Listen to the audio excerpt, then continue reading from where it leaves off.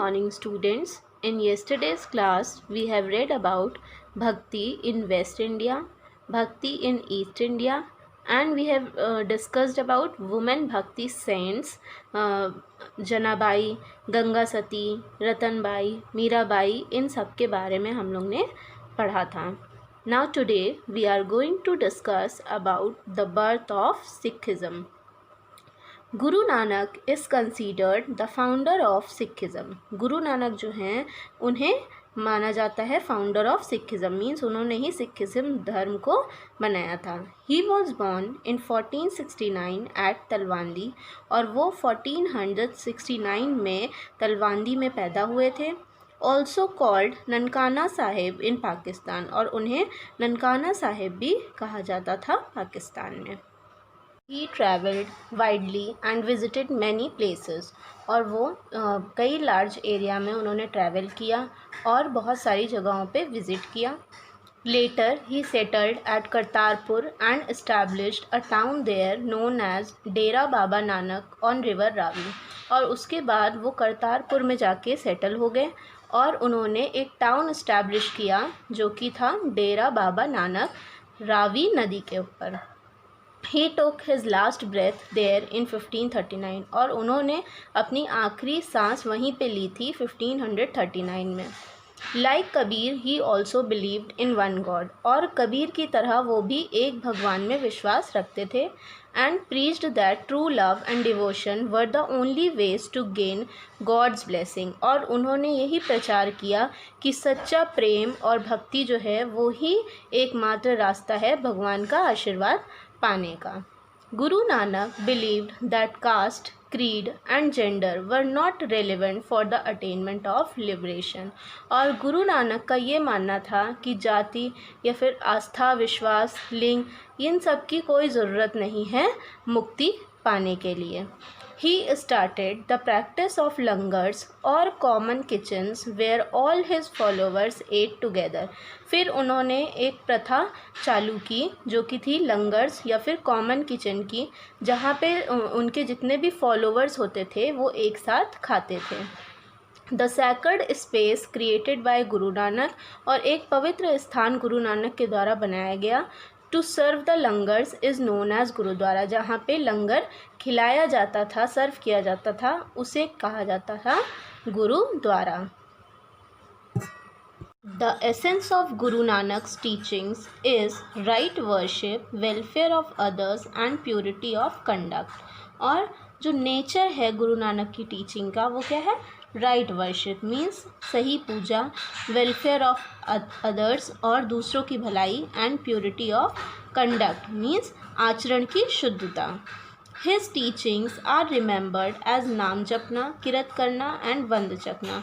और जो उनकी टीचिंग्स हैं वो किस उससे जानी जाती है? उनकी जो टीचिंग्स हैं वो रिमेंबर की जाती हैं एज नाम जपना, किरत करना और वंद चखना, जिसका मतलब होता है विच मीन राइट वर्शिप, सही पूजा, ऑनेस्ट लिविंग, सच्चाई से जीना, एंड शेयरिंग विद अदर्स, और लोगों से चीज़ों को बांटना. These are the 3 main principles of Guru Nanak's teaching. और ये जो थे ये 3 मेन सिद्धांत थे गुरु नानक की टीचिंग के, which influenced a large number of people, जिसने बहुत सारे लोगों को प्रभावित किया. They were from all castes and primarily consisted of traders, artisans, craftsmen and agriculturists. और ये जो थे ये हर जाति के थे, और प्राइमरीली इनमें से जो लोग थे वो क्या थे? व्यापारी थे या कारीगर थे या शिल्पकार थे या फिर फार्मर्स किसान थे. He wanted his followers to be homely and earn their livelihoods. ये चाहते थे कि इनके जो फॉलोवर्स हैं वो सुख से रहें और अपना जीवन जो है वो कैसे व्यापन करें? By engaging in useful and productive occupations means अपने आप को एक यूज़फुल उपयोगी कामों में या प्रोडक्टिव कामों में ही एंगेज करके अपना जीवन जिए. After his death his ideas developed into a new religion called Sikhism. और इनकी डेथ के बाद इनके जो आइडियाज़ थे वो एक नए धर्म में डेवलप हुए जिसका नाम था Sikhism, which borrowed ideas from both Hinduism and Islam. Sikhism धर्म के जो आइडियाज़ थे वो इन दोनों धर्म से उधार लिए गए थे, मीन्स बोरो किए गए थे. हिंदुज़म और इस्लाम दोनों के आइडियाज़ बोरो किए गए थे सिखिज़्म धर्म में. Before his death, Guru Nanak appointed लेना एज हिज सक्सेसर, और उनकी डेथ से पहले गुरु नानक ने लेना को अपॉइंट किया था अपने सक्सेसर के रूप में। सक्सेसर कौन होते हैं? जो उत्तराधिकारी होते हैं, जो कि उनके मरने के बाद उनका कार्यभार संभालते हैं, उसे सक्सेसर कहते हैं। तो लेना was one of his followers, लेना जो थे उनके कई फॉलोअर्स में से एक थे। Who was later given the name Guru Angad, जिनको बाद में नाम दिया गया गुरु अंगद का। He developed the Gurmukhi script to preserve the teachings of Nanak, और उन्होंने गुरुमुखी स्क्रिप्ट को डेवलप किया था गुरु नानक की टीचिंग्स को प्रिजर्व करने के लिए, उनकी टीचिंग्स की रक्षा करने के लिए उन्होंने गुरुमुखी स्क्रिप्ट डेवलप किया। ही began compiling the compositions of Guru Nanak, और उन्होंने जो गुरु नानक के compositions थे, बनाए हुए काम थे, उनको कंपाइल करना शुरू किया। To which he also added some of his own, और उनमें से कुछ को उन्होंने अपने खुद के बनाए हुए भी ऐड किए काम को। He called it the Guru Granth Sahib, और उन्हें ये क्या कहते थे? गुरु ग्रंथ साहिब। जो उनके काम होते थे, जिन्हें वो कंपाइल करते थे, उसे कहते थे Guru Granth Sahib. Also called the Adi ग्रंथ, जो जिसे आदि ग्रंथ भी कहा गया। Which is the holy book of the Sikhs, जो कि एक धार्मिक किताब है सिख धर्म की। It is written in the Gurmukhi script, और ये किस स्क्रिप्ट में लिखी है? गुरुमुखी स्क्रिप्ट में।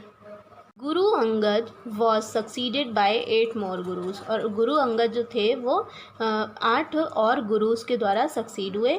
उनमें से थे गुरु अमरदास, गुरु रामदास, गुरु अर्जन देव, गुरु हरगोबिंद, गुरु हर राय, गुरु हर कृष्ण, गुरु तेज बहादुर एंड गुरु गोविंद सिंह।